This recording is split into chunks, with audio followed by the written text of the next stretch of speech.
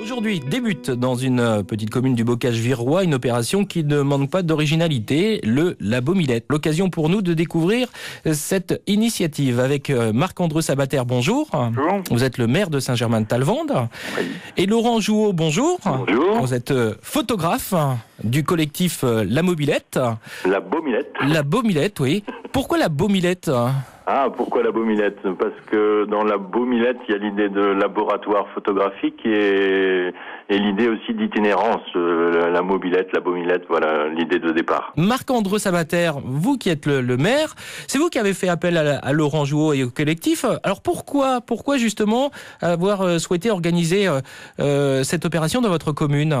Alors j'avais assisté à plusieurs expériences qui avaient été menées par la Beaumillette sur la ville de Vire dans différents quartiers, donc j'avais pu prendre connaissance de la démarche et voir les effets de la démarche, et c'est ça qui m'a intéressé, hein, donc puisque l'idée c'est d'abord de faire parler de notre commune dans un premier temps, et puis ensuite peut-être de créer du lien social. C'est vrai qu'on a une commune qui est une commune rurale, mais avec une dominante de plus en plus forte urbaine, je dirais, avec les phénomènes de périurbanisation, c'est-à-dire des populations qui habitent Vire, qui viennent habiter notre commune, donc de nouvelles populations. Et l'idée à travers le Labo Millette, c'est de faire en sorte qu'on puisse créer du lien social en fait entre toutes les composantes de la commune, que ce soit les personnes qui sont nées dans la commune, le monde rural, le monde agricole, les professionnels, artisans, commerçants et toute cette population qui ne connaît pas forcément cette commune, qui ne connaît pas les richesses de cette commune. Donc l'idée c'est de s'appuyer sur le Labo Millette pour faire valoir un petit peu toutes nos richesses, toutes les richesses de la commune, toutes les richesses des personnes qui habitent cette commune, de les mettre en évidence, de les faire partager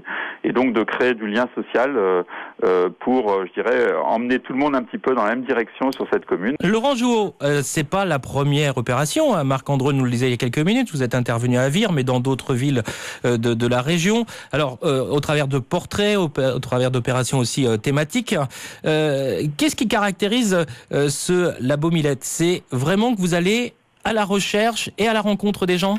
Voilà, l'idée c'est ça. Alors le Labo Millette est une idée originale de Stéphane Janoux, qui est un photographe également.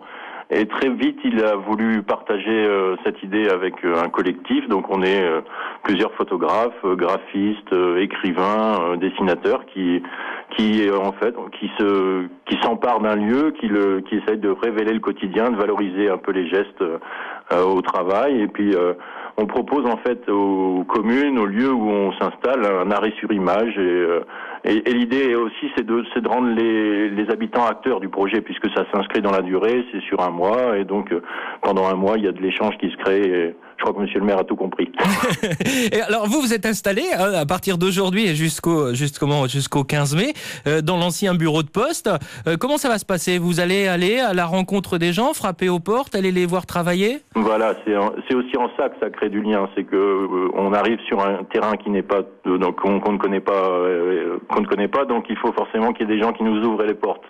Et donc c'est un peu cette idée-là du fil, un tel nous présente un tel, et puis on avance comme ça, et puis aussi le hasard des choses. Le hasard fait parfois très bien les choses, et on arrive à tomber sur des choses très intéressantes. Marc-André, il y a eu une préparation comme ça avec les habitants avant, parce que un photographe qui arrive chez vous, qui va prendre quelques clichés comme ça, c'est un peu surprenant. Donc comment cette préparation s'est faite, hein ? Alors en fait, on a organisé une réunion il y a maintenant plus d'une semaine, une dizaine de jours, où Laurent Jouot est venu, donc des élus étaient présents, des habitants de la commune, donc on a pu présenter un petit peu le concept. On avait fait aussi, la presse était présente, donc il y a eu une information par cette voie. Donc, et on a fait aussi une information par différents biais. On avait par exemple le repas des anciens dimanche dernier, donc j'ai pu évoquer le Labo Millette à cette occasion, puisque parmi les anciens de notre commune, on a des gens qui sont porteurs un petit peu de la culture, de l'histoire de la commune, et je pense que c'est intéressant qu'à travers la photographie, on puisse valoriser tout cela aussi, hein. On a une presque centenaire dans la commune, donc je pense que Laurent va aller la voir et recueillir un petit peu son témoignage, la prendre en photo, et voilà. C'est une mémoire vivante de la commune, et je crois que c'est bien de mettre toutes ces personnes en avant, et surtout de faire partager, et je crois que c'est vraiment la richesse du Labo Millette, faire partager tout ça à tout le monde. Je crois que c'est ça qui est intéressant. On a plein de richesses sur nos territoires, on a plein de richesses sur la commune, on a plein de gens qui ont des particularités, des savoir-faire, et tout ça, il faut le mettre en évidence, le faire connaître, le faire partager. Je crois que cette notion de partage, elle est essentielle aussi dans cette démarche. L'idée, c'est vraiment de fixer, de faire un arrêt sur image, donc de fixer le quotidien dans le village. Il y a des gens qui travaillent, il y a ceux qui se reposent, il y a ceux qui se distraient le week-end, notamment sur le terrain de tennis et ailleurs. Donc c'est vraiment cette idée-là, et c'est l'idée aussi c'est un jeu. On invite les gens à participer à ce jeu de réciproque, de se photographier, de se faire photographier, et puis d'être acteur vraiment du projet. Oui, c'est là l'intérêt aussi, Marc-André Sabater, vous qui êtes le maire de la commune, c'est que les habitants jouent le jeu et que tout le monde rentre dans la fête, j'ai envie de dire, quoi. Hein. Voilà, c'est vraiment d'associer tout le monde. Vous savez, on est parfois taxé d'être une commune un peu où les gens viennent habiter mais ne participent pas à la vie locale, vont sur la commune dortoir. Je crois que la Baumillette, c'est aussi lutter contre ça, c'est de faire en sorte que les gens, qui même peut-être des voisins, qui se parlent peu ou qui se voient peu, apprennent à travers la photographie, apprennent à se parler, se découvrir, mieux se connaître. C'est vraiment... Je crois que c'est une des idées du Labo Millette qu'on a jugée très intéressante. Alors, vous allez, au fur et à mesure que les clichés vont donc être développés, les exposer dans la commune ?